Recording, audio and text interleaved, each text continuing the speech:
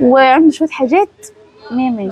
بص يا مريم، انت الاوردر بتاعك ما شاء الله اوردر مميز. مريم انا أيوة. بامانه مش عايز اصور الفيديو ده النهارده بسبب اللي بيحصل ده. لسه تمام. كمان في ناس كان من كام يوم كان بتقول لي انت بتاع العرايس. ما شاء الله اوردر مميز، في تنوع كبير. انت من كل بند مهم عندنا موجود في ليلي سنتر، في التنوع اللي احنا موفرينه انت واخده منه قطعه في حاجات مميزه.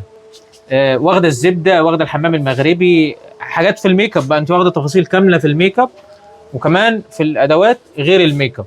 قولي لنا بقى لما جيتي لقيت اللي انت كنت متوقعاه ولا يعني قولي لنا رايك. بصراحه انا اول ما دخلت المكان هنا انا حبيت الدخله، يعني مش اللي هو انا داخله مكان بقى واخاف امسك ده واعمل ده، لا المكان حلو، بختار انا براحتي خالص، والاسعار بقى في منتهى يعني الدنيا حلوه. منتهى الشياكه.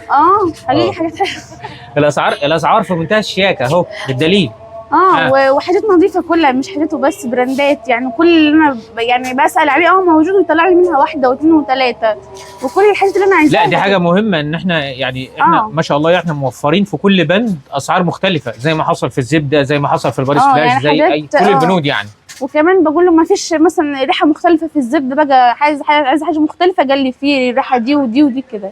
وعندي شويه حاجات 100 100.